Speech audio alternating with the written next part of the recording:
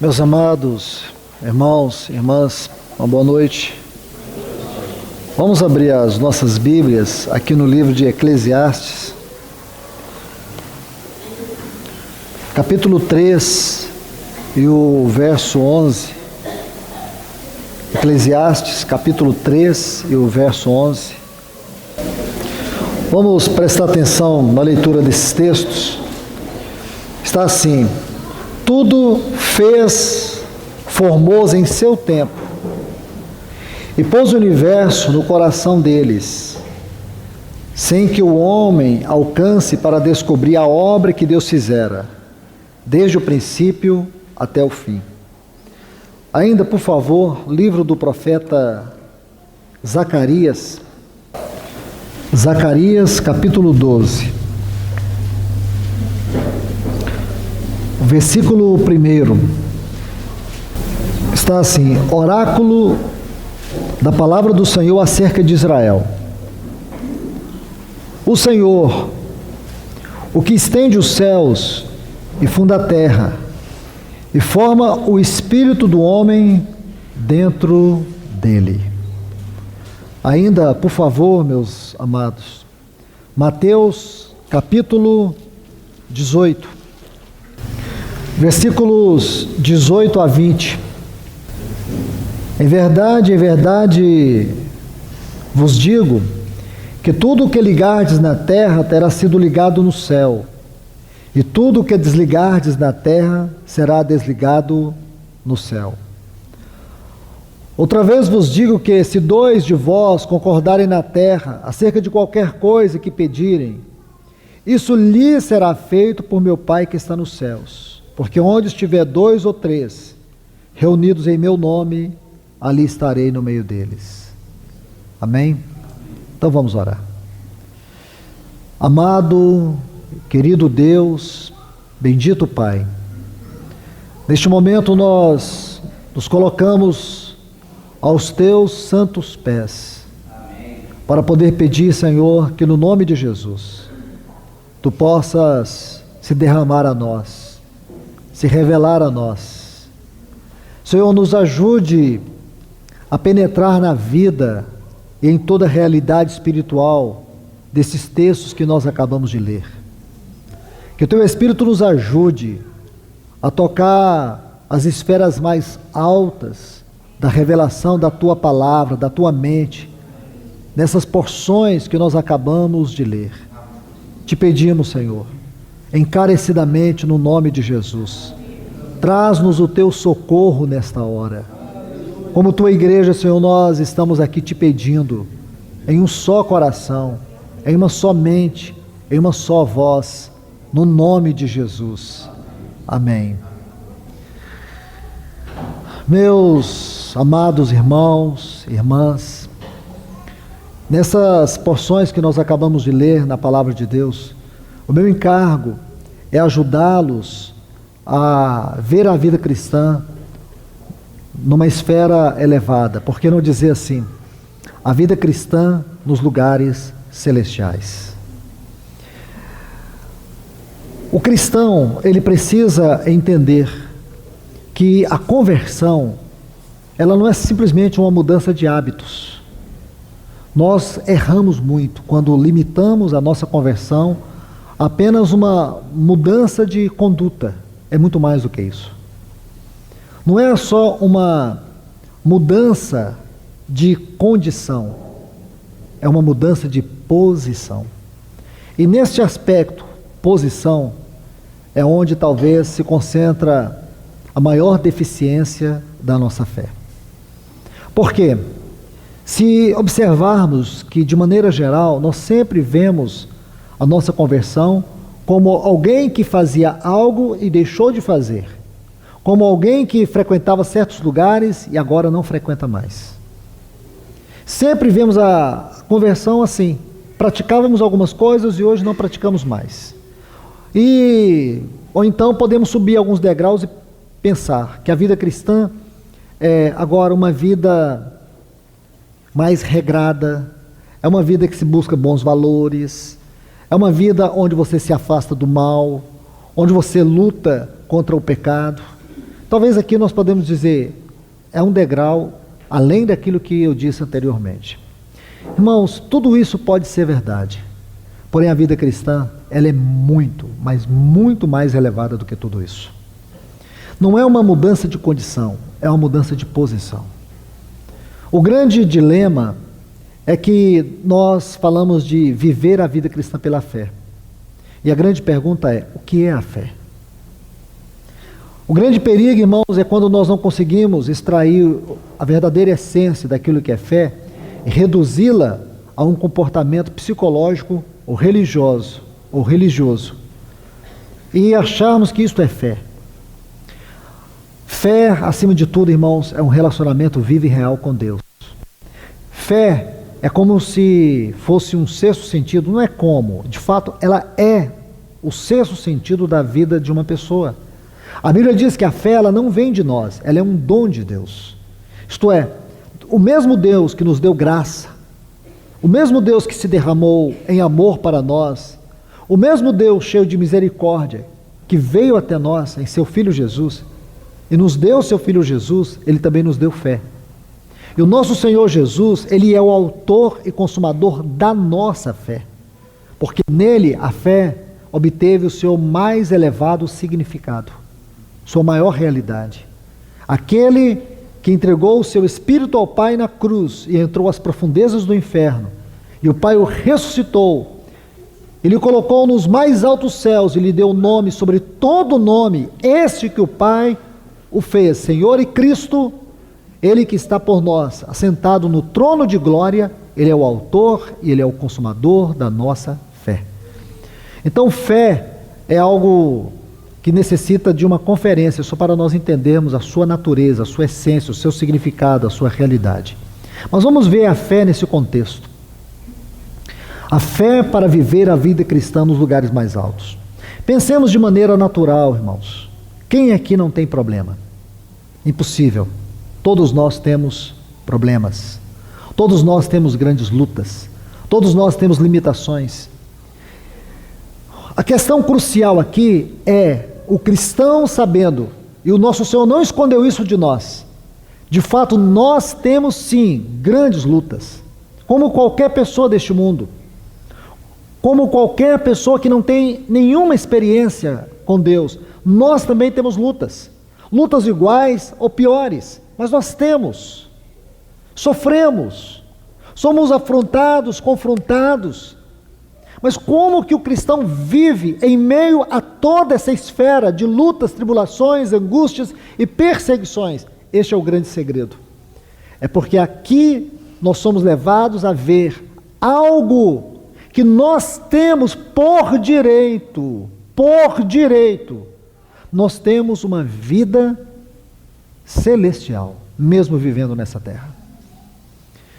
Irmãos, eu creio que não há outro ponto onde nós temos sido tão superficiais ou mesmo ignorantes. Este é o ponto. Onde os cristãos têm desprezado, onde muitos cristãos, eles têm vivido numa periferia, e por viver nessa periferia são tão pobres espiritualmente. Dependem de outros, desculpe-me a colocação, de alguns certos gurus, conscientes ou inconscientes, de alguns amuletos, para poder sobreviver espiritualmente. Isso não é vida cristã, irmãos. Vida cristã, em primeiro lugar, é uma vida ascensional. Olha o que diz Colossenses 1,13, diz que Ele nos tirou do império de trevas. Sabe o que é isso, irmãos? Ele tirou de uma condição de trevas. Agora, veja bem, e nos transportou para o reino do Filho do seu amor. Quer dizer, Ele nos tirou de uma condição e nos transportou para uma posição. Deixe-me colocar dois textos aqui, simples. Efésios capítulo 1, versículo 20. Quando Paulo está desde o versículo 19, ele está dizendo assim: e qual a suprema grandeza do seu poder para conosco os que cremos, segundo a eficácia da força do seu poder. Aí o versículo 20, que ressuscitou, que exerceu em Cristo, ressuscitando dentre os mortos, fazendo sentar acima nos lugares celestiais. Então, Deus ressuscitou Cristo Jesus e o fez assentar nos lugares celestiais. Então, Cristo, depois que ressuscitou, Ele assentou nos lugares celestiais. Efésios agora 2:6. Se você começar desde o versículo 1, diz assim: e vos vivificou, estando vós mortos nos vossos delitos e pecados, nos quais andastes outrora, segundo o curso deste mundo, segundo o príncipe da potestade do ar. Está vendo aqui, irmãos? Tudo isso é o que nós éramos. Ele vai dizer ainda que nós éramos, por natureza, filhos da ira, como os demais. Mas Deus, sendo rico em misericórdia, por causa do seu grande amor com quem nos amou, e estando nós mortos em nossos delitos e pecados, nos deu vida juntamente com Cristo. Pela graça sois salvos. E juntamente com Ele, versículo 6, nos ressuscitou e nos fez assentar nos lugares celestiais em Cristo Jesus. Vamos parar aqui, irmãos. Primeiro, a grande pergunta: o versículo 6 do capítulo 2 é uma realidade para nós? Tem que ser, irmãos. Porque se o versículo 6 do capítulo 2 de Efésios não é uma realidade para nós, então significa que também o capítulo 1 e o versículo 20 não é uma realidade para Cristo. Porque se diz que Deus ressuscitou Cristo e o fez assentar nos lugares celestiais, e diz que e juntamente com Ele nos ressuscitou e nos fez assentar nos lugares celestiais, o que significa isso, irmãos? Este é um ponto fundamental para nós entendermos o que é a vida cristã. Hoje você vê muitos cristãos gemendo, se debatendo com os seus problemas, sem rumo, tentando com tanta força, tanto suor, tanto esforço emocional e às vezes carnal para poder sobreviver. Irmãos, nós passamos lutas. Eu tenho dito para alguns irmãos, ultimamente eu tenho conversado com alguns pais cristãos que estão passando lutas terríveis. Há pouco tempo eu estava conversando com um pai que ele perdeu um filho de 12 anos, o outro colega entrou na escola e deu um tiro nele. Não tem 3 semanas, eu estava numa conferência conversando com um casal que não tinha 2 semanas que eles tinham perdido um filho de 26 anos, cristãos, sofrendo dores profundas. Mas como se vive? Este é o grande segredo, irmãos. Que uma pessoa normal, natural, ela entra no poço da depressão.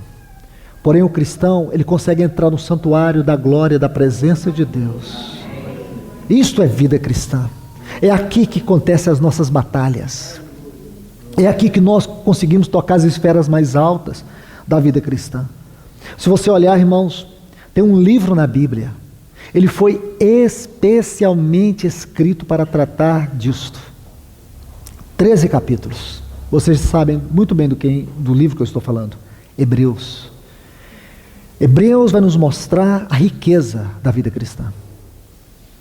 Este livro vai nos mostrar que Cristo, eu vou falar isso com muito cuidado, que Cristo, como nosso sumo sacerdote, que entrou os mais altos céus, e Ele se encontra sentado no trono de glória, como sumo sacerdote. E você vai ver 4 vezes, na Epístola aos Hebreus, a expressão assentou. Porque Cristo está assentado. E se você estudar sobre o sumo sacerdote, a função dos sacerdotes é uma função que naturalmente fala de trabalho, de serviço. Mas Cristo é um sumo sacerdote que está assentado. Por que Ele está assentado? Porque Ele agora está no trono da sua glória, sustentado por aquela frase: está consumado. Toda a sua obra foi consumada. O pecado foi vencido. Satanás foi vencido, o inferno foi vencido, a morte foi vencido. Ele é o sumo sacerdote que está assentado, porque ele descansa sobre a glória da sua obra. Mas o que ele está fazendo? Diz que ele é o sumo sacerdote dos bens vindouros. Então Cristo, como nosso sumo sacerdote, escute o que eu vou te dizer.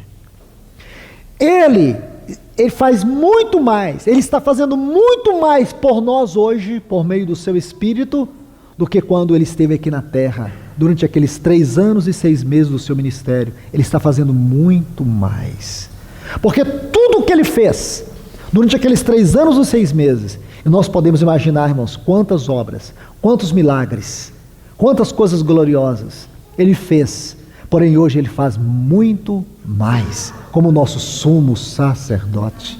Mas o curioso disso é que Ele está lá fazendo muito mais e nós estamos aqui desfrutando quase que nada. Por quê, irmãos? Porque nós aprendemos de uma maneira errada a desenvolver uma comunhão onde Deus para nós se torna um ser utilitário. Ele só serve para poder fazer aquilo que eu quero. A minha oração é um meio de buscar o que eu quero e nunca buscar comunhão. Irmãos, deveríamos nos sentir envergonhados de vivermos uma vida cristã pobre. Porque quando você medita em tudo o que Cristo fez, e hoje em tudo aquilo que Ele é, tudo aquilo que está ao nosso dispor, tudo que o Espírito Santo veio nos dar, irmãos, e nós vivemos uma vida cristã medíocre, eu creio que isso é o cúmulo da vergonha. É o cúmulo da vergonha. É um cristão viver uma vida medíocre, tendo tudo o que tem. Como é possível, irmãos, nós gastarmos boa parte do nosso vigor, do nosso tempo como cristão, provocando dissensões? Gastando tempo em coisas periféricas.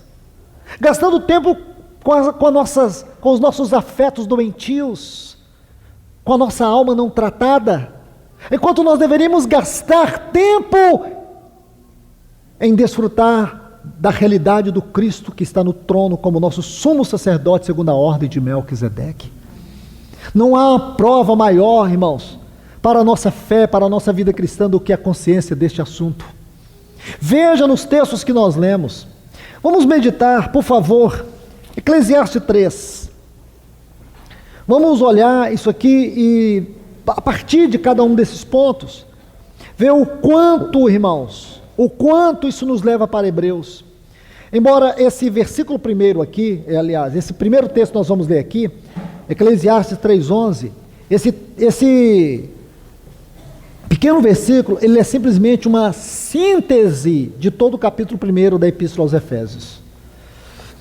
Ele diz assim: tudo fez Deus em seu tempo. Agora observe, pois, na sua versão deve estar assim, a eternidade. A eternidade no coração deles, isto é, no coração do homem, sem que o homem alcance para descobrir a obra que Deus fizera desde o princípio até o fim. Eu não tenho tempo para esgotar esse versículo, mas eu quero extrair apenas uma parte dele. E quero extrair de forma parafraseada: Deus colocou a eternidade no coração do homem. Irmãos, entenda isso. Deus colocou a eternidade no coração do homem. Isso é muito importante, e muito mais para nós cristãos. A eternidade já habita dentro de nós. Olhe para isso, irmãos. Essa é uma verdade impressionante. Nós estamos falando muito de avivamento, a necessidade de avivamento. Nós falamos muito acerca disso. Mas será que nós queremos mesmo avivamento, irmãos? Será que nós queremos uma experiência profunda de andar e de viver a vida cristã numa esfera muito elevada? Para quê? Por que nós queremos avivamento? Para mostrarmos para os outros o que nós temos, o que eles não têm, o que somos, o que eles não são? Queremos avivamento para alguma forma de exibição religiosa? Ou queremos avivamento para cumprir o nosso chamamento celestial nessa terra? Queremos avivamento para apressar a volta do nosso Senhor Jesus? Queremos avivamento para que nós sejamos, como família de Deus, um luzeiro neste mundo? Por que nós buscamos avivamento? Irmãos, nunca vamos ter um avivamento se nós desprezarmos as bênçãos celestiais que nós temos em Cristo Jesus. Não tem como falar de avivamento sem um relacionamento sério com Deus. Olha que verdade é essa: Deus colocou a eternidade no coração do homem, dentro de nós. Existe uma ligação com a eternidade. Vamos adicionar o texto de Zacarias. Olha que coisa impressionante esse texto de Zacarias. Zacarias, capítulo 12. A parte B diz assim: o Senhor, o que estende os céus, olha as extremidades, céus, e funda a terra. Então observe, estende os céus, funda a terra e cria o espírito. Veja em que contexto o profeta Zacarias coloca o espírito do homem. Aqui nós temos duas dimensões. Duas dimensões. A primeira dimensão, os céus. A segunda dimensão, a terra. E a terceira dimensão, o espírito do homem. Talvez, irmãos, a dimensão que nós podemos olhar e avaliarmos a sua grandeza, sua altura, sua largura, sua profundidade, é o universo. Aquilo que nós podemos chamar aqui de céus. Podemos também imaginar, irmãos, todas as dimensões que existem na terra, sua grandeza, todas as suas esferas. Agora você percebe que aqui tem três.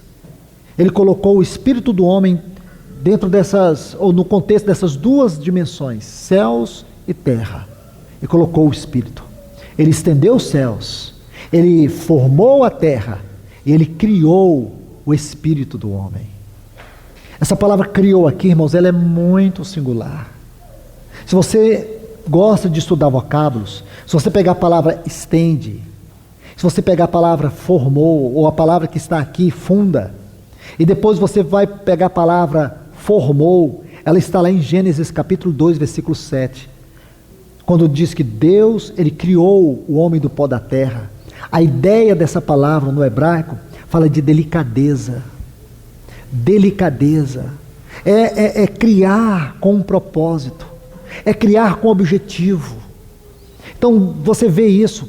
Deus criou o homem do pó da terra. Aqui diz que Deus criou o Espírito. Lá em Gênesis 2,7 diz que Deus soprou nas suas narinas o fôlego de vida. Então nós vemos aqui, o Espírito é uma faculdade do nosso ser. Nós somos seres tripartidos. Corpo, que opera por meio dos sentidos. Alma, que opera por meio de três faculdades: mente, vontade e emoção. E o Espírito, que opera por meio de três faculdades: intuição, consciência e comunhão. O lugar onde Deus se manifesta, o lugar onde Deus se revela, o lugar onde a voz de Deus fala, o lugar onde o Espírito de Deus habita é o nosso espírito. Então você vê, espírito do homem é uma dimensão, assim como é os céus, assim como é a terra, é uma dimensão, porém é uma dimensão espiritual. Irmãos, isso é muito significativo. Quando você junta o texto de Eclesiastes com esse texto de Zacarias, você começa a ter uma visão de um quadro. Não é uma coisa qualquer, irmãos, e nós como cristãos estamos perdendo algo maravilhoso de Deus. Ficamos tentando falar de avivamento olhando para o passado. Não tem nenhum problema olhar para o passado. A questão, irmãos, é que nós não temos nenhuma motivação, nenhum esforço real para vivermos isto. Nos contentamos em ser uma igrejinha, um povinho, uma gentinha. Irmãos, eu falo isso numa tônica pejorativa, porque a igreja tem que ser uma realidade dos céus na terra. Quando nós pensamos numa igreja menor do que isso, nós não estamos diminuindo a nós estamos diminuindo Deus. Você entende? É Deus que nós estamos diminuindo. Deixe-me avançar com vocês um pouco mais. Mateus capítulo 18. Vamos agora a Mateus capítulo 18. Olha o versículo 18. Diz: o que for ligado na terra terá sido ligado nos céus. Como é que nós podemos parafrasear isso? Espiritualmente existe uma ligação dos céus na terra. O que for desligado na terra terá sido desligado nos céus. Preste bastante atenção. Versículo 19. Outra vez vos digo, se dois dentre vós concordarem na terra acerca de qualquer coisa que pedirem, isso lhe será feito por meu Pai que está nos céus. Aqui o nosso Senhor coloca um ponto, mas ele não é o único ponto. Ele coloca apenas uma questão de concordância, de unanimidade, de harmonia, de vida de oração. Agora o versículo 20 é extremamente importante. Ele diz: porque onde estiverem dois ou três reunidos em meu nome, ali eu estou presente. Ora, nós não podemos interpretar o versículo 19, nem tampouco o versículo 20, sem o versículo 18. Por quê? Porque se nós interpretarmos assim, nós criamos uma nova lei de interpretação bíblica. Isto é, a desconexão. Aí nós interpretamos a Bíblia de maneira desconecta. Isso não é espiritual, isso é extremamente carnal e pecaminoso. Então veja bem, o que for ligado na terra terá sido ligado nos céus. Se dois dentre vós concordarem acerca de qualquer coisa, mas para concordar tem que haver o quê? Uma ligação entre os céus e a terra. Aí diz, onde estiver dois ou três, se dois dentre vós, e onde estiver dois ou três reunidos em meu nome, aí eu estarei presente. Então significa que ligar na terra, ligar no céu, concordarem junto, estiver dois ou três reunidos no nome do Senhor, é a mesma coisa. É a mesma coisa. Agora, importante, irmãos, é você ver isso como um quadro, de uma maneira mais contemplativa. Como, irmãos, nós vamos ter a presença do Senhor, se nós não compreendemos o que significa esse ligar na terra, ligar os céus na terra? Como que nós vamos poder ter respostas de Deus, se nós não temos uma conexão com os céus? Tudo funciona em uma forma de tentativa e não de realidade espiritual. Eu oro na tentativa de Deus me escutar. Eu oro para saber se Deus vai ou não. Eu não tenho nem certeza se Ele me escuta. E muitos cristãos, eles são confusos na vida de oração. Eles oram por uma questão de necessidade. Eu creio que nunca deve ser a necessidade que nos move a oração, e sim a fome de comunhão com Deus. Porque necessidade nós teremos sempre. Mas o que deve governar a nossa vida de oração não são as necessidades, mas a sede de comunhão. Sede de comunhão. Porque senão, irmãos, a oração reduz Deus a uma forma de gerente de loja que só existe em função de satisfazer nossos desejos. E a oração é o único meio de constrangê-lo a fazer o que eu quero. E é muito curioso, irmãos. A gente geralmente pergunta assim, às vezes perguntamos, por que Deus não ouve nossas orações? Nós deveríamos perguntar, se nós ouvimos as suas palavras. Porque eu creio, irmãos, que a melhor maneira de sabermos se Deus ouve ou não as nossas orações é ver o quanto nós ouvimos e recebemos as suas palavras. É como se você pensasse assim, Deus tem a total obrigação de ouvir minha oração. Será que nós não temos o dever de ouvir a sua palavra, de acolher a sua palavra, de submeter a sua palavra, de responder a sua palavra? Então isso é muito sério, irmãos. É porque temos perdido essa conexão. É porque nós temos vivido nessa periferia de religião. Isso tem atrapalhado a verdadeira realidade espiritual de tudo aquilo que é a vida cristã. Agora me permita subir mais alguns degraus com vocês acerca deste tema. Vamos para a Epístola aos Hebreus. Vamos começar aqui desde o capítulo 8. Hebreus, capítulo 8. Versículos 1 e 2. Vamos ler bem devagar. Está assim: ora, o resumo, a palavra aqui resumo, que está na minha versão, é o essencial, o fundamental. Então prestemos atenção na leitura desse texto. Ora, o essencial, o fundamental do que temos dito. O que ele tem dito? Qual que é a natureza de tudo que ele tem dito? Ele vai dizer, é que temos um tal, essa palavra tal aqui na composição da gramática grega, é que o autor ele não encontra uma palavra para poder designar o sumo sacerdote. Então ele usa a palavra tal. Tal sumo sacerdote que se assentou à destra do trono da majestade nos céus. Então veja, trono da majestade nos céus, ministro. Então o sumo sacerdote, que é Cristo Jesus, ele é ministro do santuário. Preste atenção nisso, irmãos. Ele é ministro do santuário e do verdadeiro tabernáculo que erigiu o Senhor e não o homem. Irmãos, irmãs, precisamos parar exatamente aqui e meditar. Existe um tabernáculo nos céus? Existe sim. Isso é muito importante, irmãos. Tudo isso que eu li para vocês, junto com vocês, Eclesiastes 3:11, Zacarias 12:1 e 2, Mateus 18 a 20, tudo isso tem a ver com este texto. Existe. A palavra tabernáculo, templo, santuário, são termos intercambiáveis. Eu quero te falar, isso procede de Deus. Escute o que eu vou te dizer. Deus é um grande santuário. Preste atenção. Deus é um grande templo. Assim como Deus é um grande templo, um templo constituído de 3 pessoas: Pai, Filho e Espírito Santo. Assim como nós somos seres tripartidos: corpo, alma e espírito. Entende? A salvação, ela abrange essas 3 partes do nosso corpo. Salvação do espírito, quando cremos. Salvação da alma é o que está acontecendo agora por meio do trabalho da cruz, é um processo. Por meio do trabalho do Espírito Santo, usando circunstâncias, usando a cruz, é um processo. E por último, a salvação do nosso corpo. Quando Cristo Jesus vier, esse corpo corruptível será revestido da incorruptibilidade. Então nós temos a salvação também em 3 fases. Mas veja bem, Deus é um grande templo. Quando Deus revelou o templo para Moisés, o tabernáculo para Moisés, lá em Êxodo capítulo 25, você se lembra que Deus disse assim para ele: faça tudo conforme o modelo que te foi revelado. Sim, agora use bem o sentido das coisas. O que Deus quis dizer com a palavra modelo?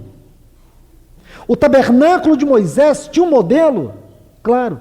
Agora eu pergunto, qual é o modelo? Da onde foi tirado este modelo? É uma grande pergunta. Aqui está. O modelo do tabernáculo é Deus mesmo. Lembra, irmãos? Pai, Filho e Espírito Santo. Deus é um grande santuário, habitado pelo seu Filho e pelo seu Espírito Santo por toda a eternidade.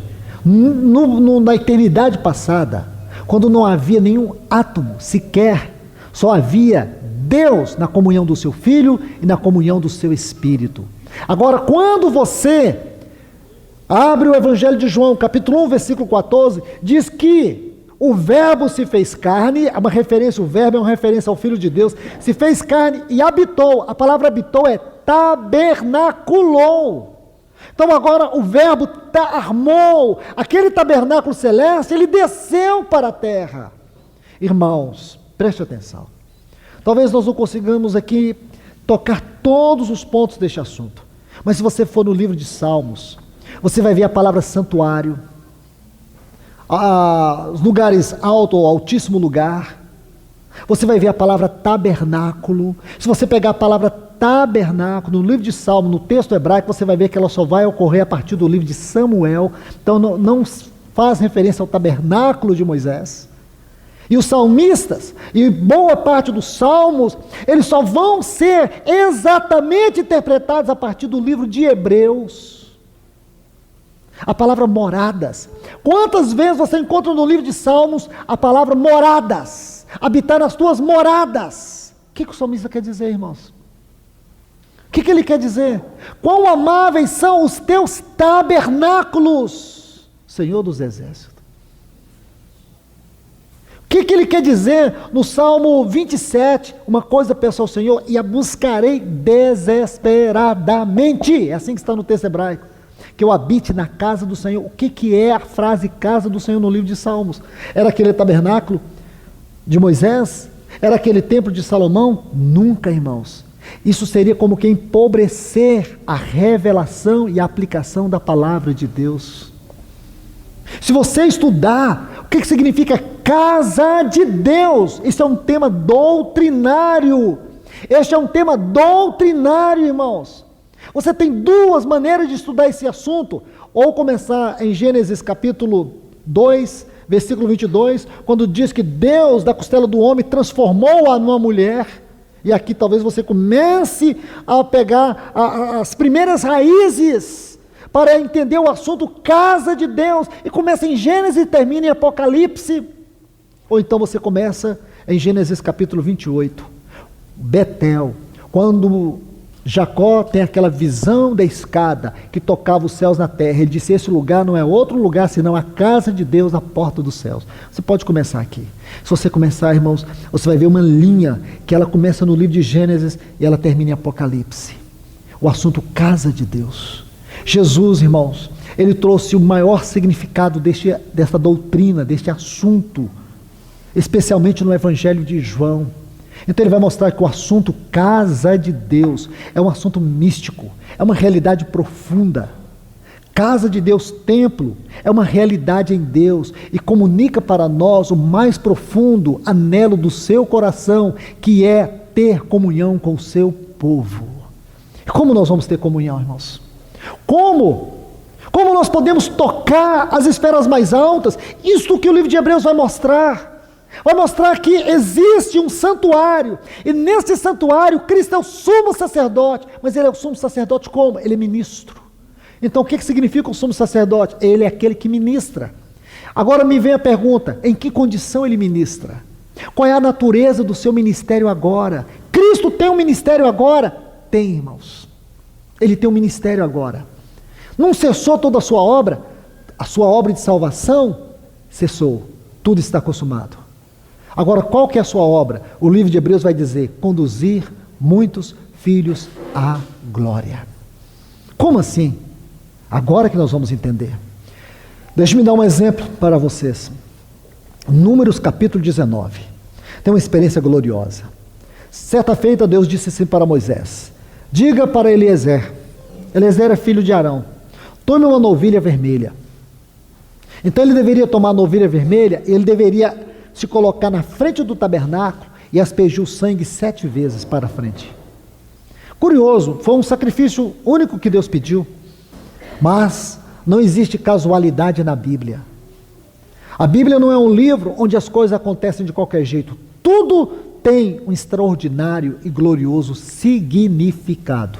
Então vamos procurar as aplicações. Primeiro, Eliezer era filho de Arão. Significa, ele seria o futuro sumo sacerdote. Futuro sumo sacerdote. Então o que isso significa? Uma oferta relacionada com o futuro.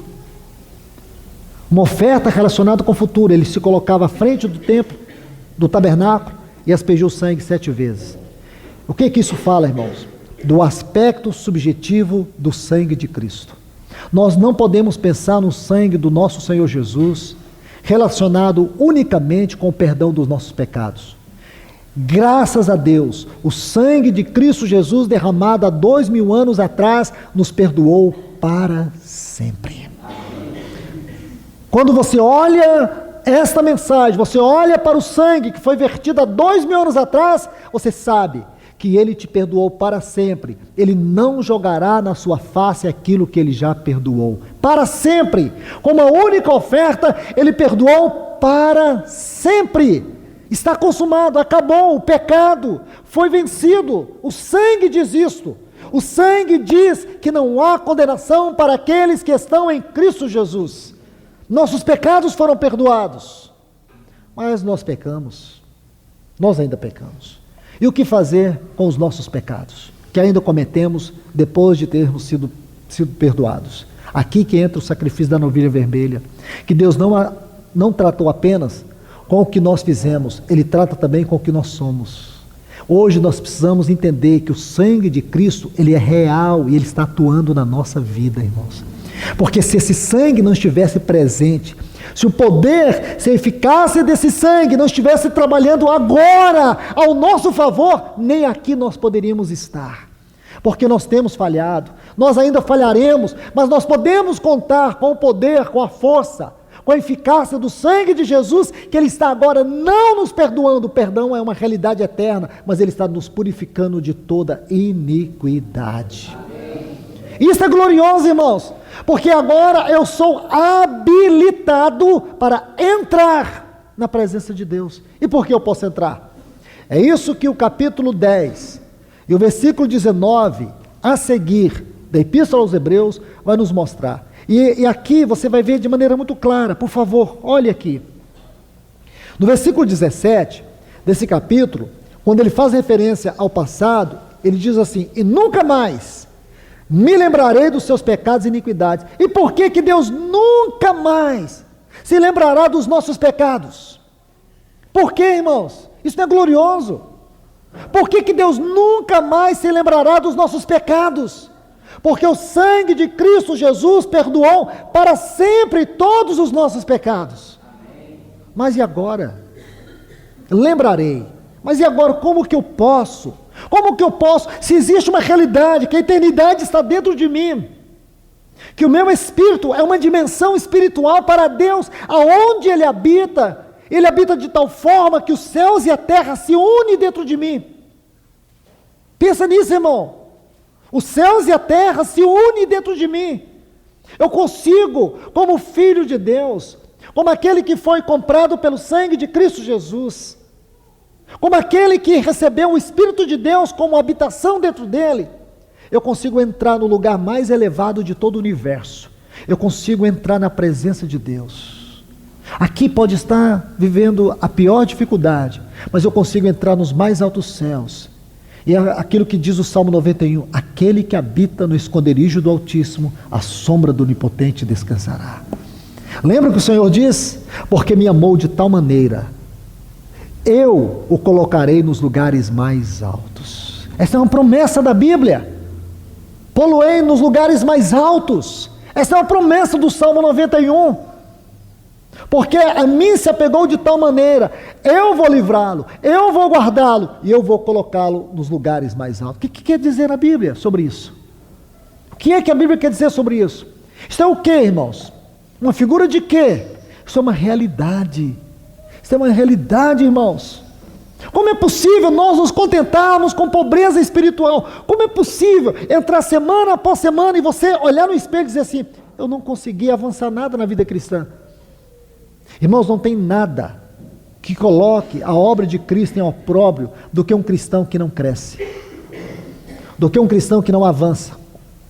Não existe nada que envergonhe mais o Evangelho do que você entrar um ano, ou de um ano após outro ano, e você não conseguir se amadurecer, crescer, avançar, continuar sendo aquela mesma pessoa medíocre de sempre. Não tem nada que exponha a obra de Deus ao opróbrio do que isso. Irmãos, até quando vamos continuar sendo isso? Vendo toda essa realidade gloriosa? Este foi o segredo dos cristãos do passado. Por causa dessa consciência, eles morreram pelo Evangelho. Eles não consideraram suas próprias vidas. Paulo diz em Colossenses capítulo 3, se pois fostes ressuscitados, buscai o que? As coisas do alto, onde Cristo está assentado. Buscai as coisas de cima, pensai nas coisas do alto, buscar, pensar. Mas não, irmãos, Satanás trabalha na carne para que a gente fique arrastado nessa terra. Todas as nossas compulsões é para este mundo, é pelas coisas deste mundo, pelas coisas da terra. Todas as nossas compulsões. Isso é triste. Eu chamo isso da pior tragédia cristã. Os nossos afetos é controlado pela bolsa de valores, pelo dólar, pela época. Agora chegamos à época do Natal, aí nossas emoções ficam presas. Agora sai a época de Natal, férias, a gente fica preso por essas ondas, por essas convulsões. Irmãos, aí você vê, quando você ora pelo seu casamento, você sente o céu encoraçado. Quando você ora pelos seus filhos, você não consegue. O pior não é ouvir o não de Deus. O pior é você não ter nem sensação de que Deus está te ouvindo. E por que, irmãos? Por que as pessoas oram e elas desanimam nos primeiros segundos de oração? Por que as pessoas são desanimadas para orar? É porque elas não conseguem penetrar em realidade espiritual na presença de Deus. Não é pela mera preguiça. Não é pela mera incredulidade, é muito pior, elas não conseguem tocar a presença de Deus. Irmãos, vamos ser honestos, como igreja aqui nessa noite, quantos dentre nós aqui tem sido um fracasso na vida de oração? E nós ainda falamos que somos convertidos, falamos que amamos o Senhor, falamos que não queremos ir para o inferno, talvez seja por essa razão. Nós amamos o Senhor porque não queremos para o inferno, nós somos cristãos porque não queremos para o inferno. É por causa do inferno, irmãos, que a gente é cristão.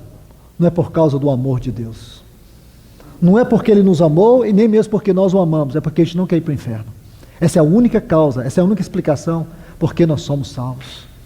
Ah, irmãos, Deus tem que mudar a nossa vida nessa noite. Só o Espírito Santo para entrar aí no seu coração e mudar essa condição que você se encontra. Porque isso não é vida cristã. Chame isso de qualquer coisa, mas isso não é a vida cristã que Cristo nos deu na sua vida de morte, ressurreição e entronização. Ele está lá por nós. Ele está lá como ministro desse santuário que eu e você podemos entrar. Olha agora o versículo 19 de Hebreus 10. Diz assim: portanto, irmãos, tendo, na sua Bíblia deve estar assim, intrepidez. Mas essa palavra é inteira liberdade, para entrar no lugar santíssimo. O lugar santíssimo aqui, irmãos, é o mesmo termo que você vai encontrar aqui para esse santuário do verdadeiro tabernáculo. Santuário do verdadeiro tabernáculo. O Cristo é o ministro do santuário do verdadeiro tabernáculo. Veja a conexão desses dois versículos. Por favor, veja a conexão dos dois versículos. Preste atenção nisso com muito cuidado. Cristo é o ministro verdadeiro santuário do tabernáculo celestial, tendo, pois, intrepidez para entrar no lugar santíssimo. Esse lugar santíssimo aqui, irmãos, é o mesmo que está aqui em Hebreus 8:2. Ele está lá e diz que nós temos liberdade de entrar. Irmãos, vamos parar. Vamos meditar. Isso é real para você? Isso é real para você? Ou é simplesmente uma mera leitura que você faz de uma coisa que você não crê, de uma realidade que você não vive, de uma questão que está extremamente distante? Então, irmãos, precisamos urgentemente ir aos pés do Senhor e perguntar ao Senhor: Senhor, se a tua palavra não é real na minha vida, que realidade tem a salvação que eu confesso ter recebido? Não é, irmãos? Crer é pensar, dizia o irmão John Stott. A questão é que nós cremos de maneira religiosa. Olha que coisa importante, irmãos. Será que nós temos tido liberdade? E por que ele diz aqui inteira liberdade? O versículo 17 e 18 vai responder. Nós podemos ter total liberdade porque o sangue tratou com os nossos pecados e o sangue trata com aquilo que somos hoje. Ele nos purifica. Ele diz que nós podemos entrar pelo vivo e novo caminho, tendo toda a liberdade para entrar no lugar santíssimo Por que está aqui pelo sangue de Cristo? Porque essa é a base. Nós não podemos entrar pelos nossos méritos, não podemos entrar na nossa força, não podemos entrar de qualquer jeito.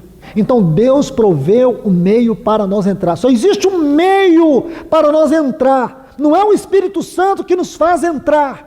Sabe o que nos faz e nos permite e nos habilita para entrar? É o sangue de Cristo Jesus. Porque quando Deus olha para aquele sangue, irmãos, Ele vê a eficácia da obra do seu Filho sobre nós, e por causa desse sangue é que Deus nos aceita na sua presença, ou diante do seu trono. Olhe bem aqui o versículo 16 do capítulo 4, irmãos. Veja se isso é realidade. Aproximemo-nos. Capítulo 4, versículo 16 de Hebreus. Aproximemo-nos, pois, com confiança. Por que confiança, irmãos? Confiança em quê? Eu te pergunto. Confiança, aproximemo-nos com confiança ao trono da graça. Aonde repousa a nossa confiança? A nossa confiança repousa na eficácia, no poder, na vida do sangue de Cristo Jesus. Olhe isso. Nós podemos aproximar com confiança.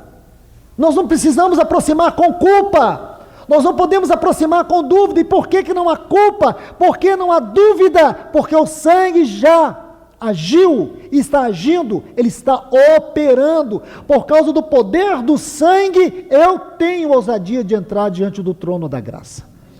Está vendo aí? Para alcançar misericórdia e achar graça para socorro oportuno. Isto é glorioso, irmãos. Esse trono da graça, esse versículo 16, ele está em perfeita conexão com os versículos 1 e 2 de Hebreus capítulo 8, com o versículo 8 de Hebreus capítulo 9, com o versículo 11 de Hebreus capítulo 9, com os versículos 19 a 25 do capítulo 10. É o mesmo lugar. O lugar santíssimo é esse trono de misericórdia. Esse tabernáculo é esse lugar santíssimo, que é o mesmo trono de misericórdia. E esse livro é um convite para entrar nas esferas mais altas, irmãos. Este é o grande antigozo. Hoje, irmãos, escute. Hoje nós podemos desfrutar de uma pequena parte daquilo que um dia desfrutaremos em plenitude. Você já pensou nisso? Tem muitos irmãos esperando o nosso Senhor voltar para eles começarem a desfrutar os céus. Não, nós já podemos desfrutar os céus aqui. Os céus para nós não é apenas um lugar. Escute, vou dizer isso com muita calma. Os céus para nós não é apenas um lugar. Os céus para nós é muito mais do que um lugar. Primeiro, é um lugar. Segundo, é uma condição. E terceiro, é uma experiência. Lugar, condição e experiência. Isto é o céu para nós. E se isso não é realidade, irmãos, eu falo para vocês, com toda a sinceridade do meu coração, toda vida cristã é fútil. Toda vida cristã. Se todos nós aqui, todos nós, buscarmos viver isso, irmãos, eu falo para vocês, será a maior experiência de avivamento que a igreja nesse século 21 terá. Porque não adianta viver um avivamento que dure apenas tempo de reunião. É o que tem durado falar de Deus na nossa vida, é só o tempo da reunião. Quando nós vamos viver nossas guerras, nossas lutas, nossas crises, a palavra de Deus não tem eficácia. Nós batalhamos com a força da nossa carne. Nós batalhamos numa visão horizontal das coisas e nunca numa visão vertical. Nós não caminhamos, irmãos, para a frente, o nosso caminhar é para o alto. Quem procura caminhar para a frente é o mundo, e quando o mundo caminha para a frente, cai em depressão, porque eles olham para a frente, eles não têm esperança. Nós não somos pessoas que temos esperança, nós temos muito mais, nós temos uma viva esperança. E por quê, irmãos? Porque nós andamos para frente. Você entende? Você anda, me perdoe, você anda para o alto. Você anda para o alto. Quando a Bíblia diz que Deus revelou os seus caminhos para Moisés, lembra disso? E os seus feitos aos filhos de Israel. Os caminhos de Deus foram muito mais profundos do que os seus feitos. Porém, quando nós olhamos os feitos de Deus, nós ficamos estremecidos com as obras de Deus. Porém, Moisés conheceu muito mais do que os feitos de Deus. Ele conheceu o propósito de Deus. Ele conheceu os pontos mais altos dos pensamentos de Deus que foram revelados para ele. Por isso o caminhar de Moisés foi para dentro, foi para o alto. Lembre-se, quando ele disse assim para Deus, lá em Êxodo capítulo 33, lá no Monte Sinai, ele disse: se a tua presença não for conosco, não nos faça sair deste lugar. Você se lembra disso?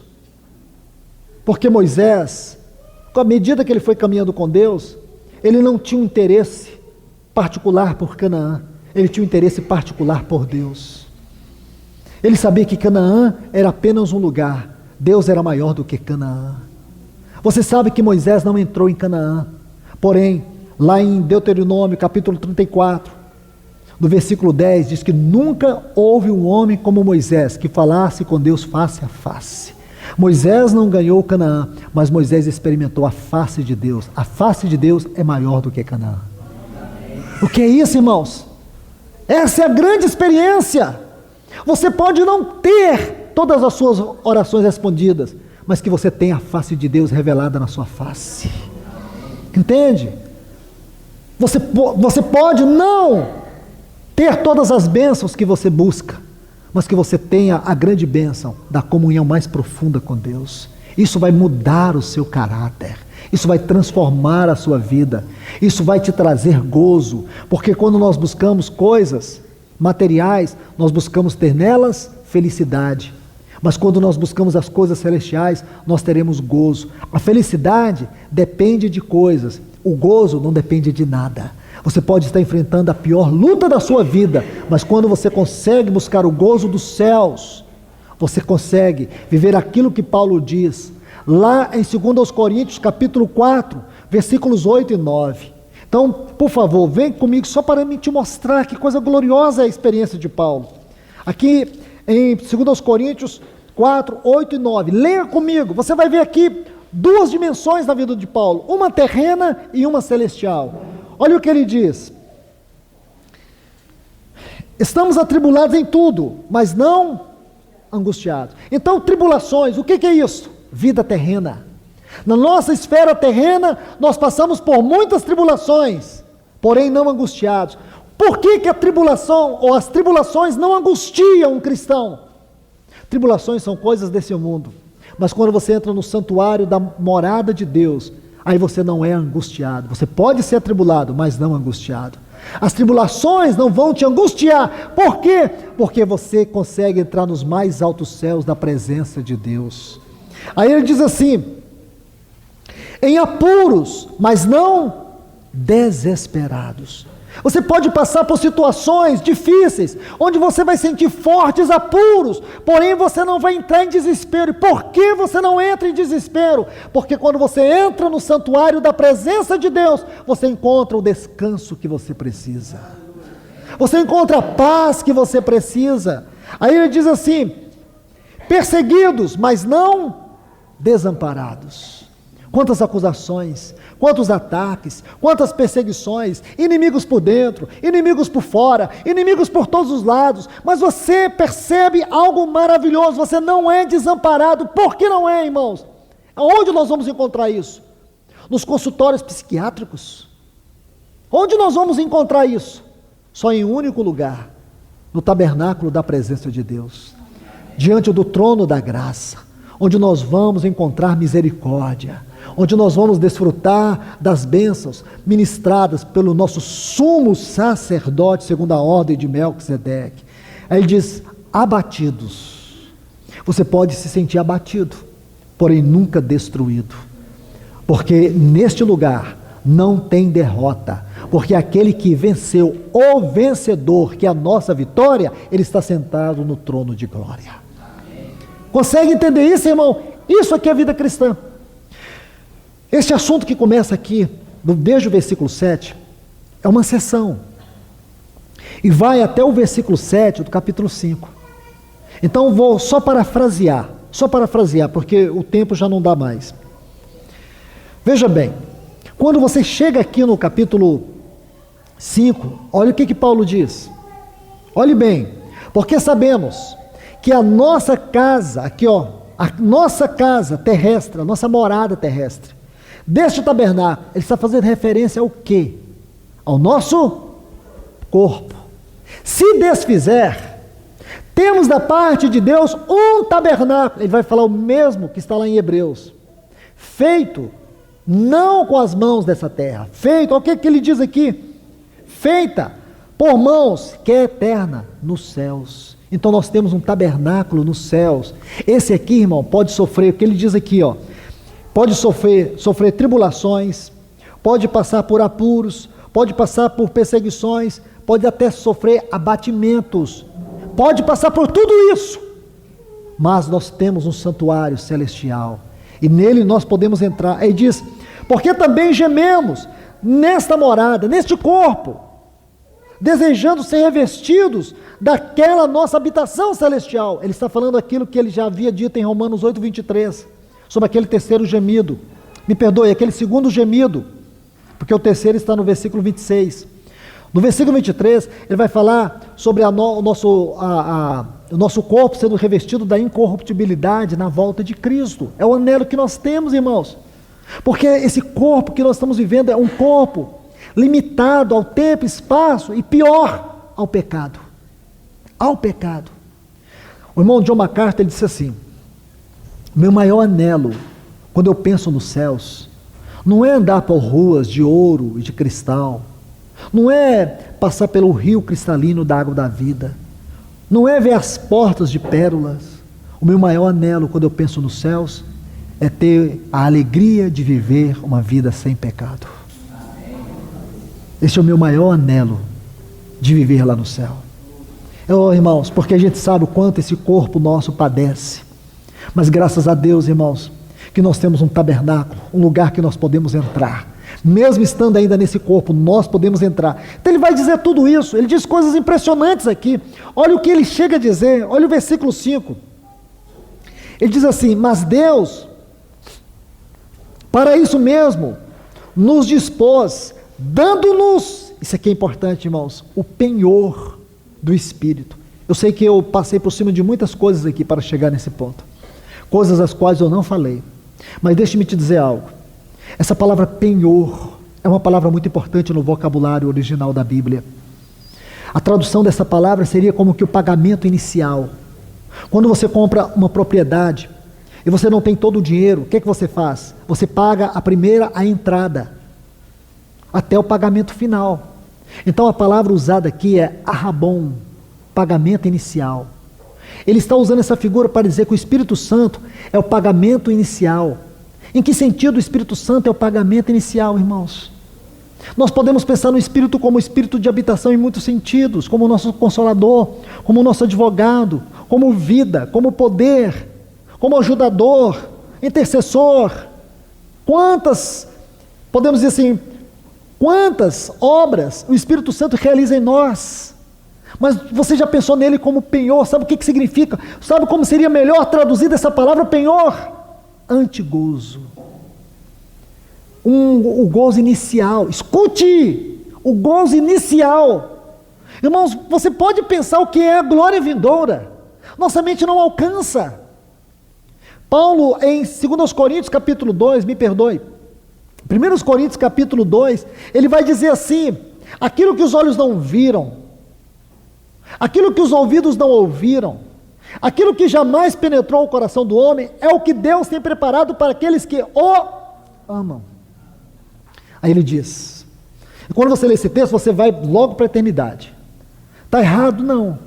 O que está errado não é a visão que você tem desse texto, é a interpretação dele. Olha o que ele diz: mas Deus nolo revelou pelo seu Espírito, porque o Espírito, ele perscruta as profundezas de Deus. Então o Espírito que perscruta, ele revela, ele traz para nós. Irmãos, sabe o que é tão triste em tudo isso? É você viver a vida cristã e não sentir esse gozo. Você encontrar cristãos tristes, abatidos, melancólicos, desanimados e deprimidos. Não há nada que possa envergonhar a obra de Cristo. Não há nada que possa envergonhar mais a obra do Espírito Santo do que esse tipo de cristão. Estou abatido, irmão. Estou triste, estou desanimado. Como? Como você pode desanimar? Como? Você pode dizer que você é um cristão que está desistindo. Desistindo como? O escritor aos Hebreus diz assim: nós não somos dos que retrocedem. Como nós vamos retroceder, irmãos, tendo tudo isso, tendo essa garantia, tendo essa certeza, tendo o Espírito Santo? Ele já veio para poder nos conectar com os céus. Oh, irmãos, eu vou citar, só vou citar. Você já deve ter visto muitas vezes o Salmo 46. Esse salmo começa assim, só os 4 primeiros versículos. Deus é o nosso socorro bem presente nas angústias, tribulações. Aí diz assim: ainda que as águas tumultuem, se revoltem, ainda que essa terra sofra abalos, e os montes saiam dos seus lugares. Então ele vai usar as metáforas do mar e da terra para falar de grandes tribulações que nos sacodem. Não é verdade? Aí ele diz assim: há um rio cujas correntes alegram a cidade de Deus, o santuário da morada do Altíssimo. Deus é o centro dela e jamais será abalada. Irmãos, temos que começar tudo de novo para estudar só esse versículo. Só esse versículo. Deus está no meio dela. Santuário da morada do Altíssimo. Há um rio. Que rio é esse, irmão? Vamos falar só do rio. Porque essa frase, casa de Deus, é tudo aquilo que eu disse para vocês, de Gênesis a Apocalipse. Começa com aquela visão de Betel e termina com a Nova Jerusalém. Então você vai ver que o Evangelho de João mostra que essa casa, ela tem 2 dimensões. A primeira dimensão é Cristo, porque em João 2 vai mostrar que ele é a casa do Pai. E João 14, ele vai dizer que esta casa do Pai, ela tem muitas moradas. Se ela tem muitas moradas, ela é a casa do Pai, quem habita nela é o Pai. E o versículo 23 vai dizer isso. Se você ama o Senhor, se nós amamos o Senhor, ele diz: se alguém me ama, guardará a minha palavra, e o Pai o amará, e viremos para ele e faremos nele morada. Então, no mesmo capítulo, nós temos a interpretação dessas muitas moradas. Porque se você olhar no texto original, moradas e morada é o mesmo termo.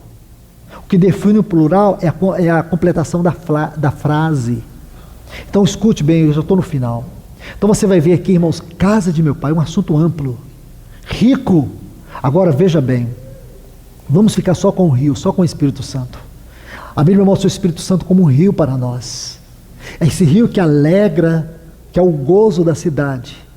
Escute bem, pega essa figura.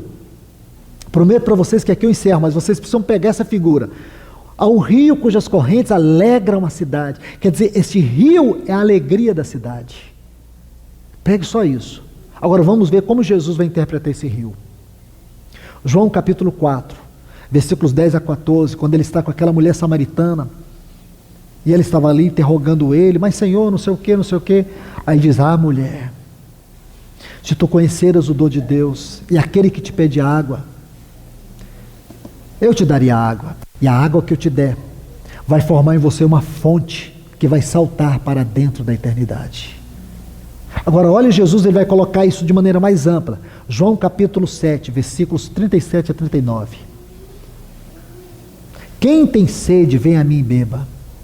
Quem crê em mim, como diz as Escrituras, do seu interior, ele está dizendo da mulher, a mesma coisa que ele diz para a mulher: do seu interior fluirão rios de águas vivas. Aí João disse: isto dizia ele sobre o Espírito Santo, porque o Espírito ainda não havia sido dado, porque Cristo não houvera sido glorificado. Então ele vai mostrar para nós nessas duas porções que o Espírito Santo é como um grande rio. E esse grande rio do Espírito Santo, ele flui para dentro do nosso interior. Do teu interior fluirão rios de água viva. Quem crê em mim, como diz as Escrituras, do seu interior fluirão rios de águas vivas. Então, irmãos, esse rios de águas vivas não pode ser diferente daquilo que está no Salmo 46. É o rio que alegra a cidade de Deus, o santuário da morada do Altíssimo. Agora, olhe para Apocalipse capítulo 22 e o versículo 1. O que ele vai dizer? Que ele viu a cidade, e naquela cidade ele viu um rio de água cristalina. Esse rio que está ali na Nova Jerusalém é o mesmo rio que alegra a cidade de Deus, santuário da morada do Altíssimo. Esse mesmo rio é o que salta para dentro do nosso interior. Este mesmo rio, irmãos, é o que salta para a vida eterna. O que acontece? Que esse rio tem duas pontas.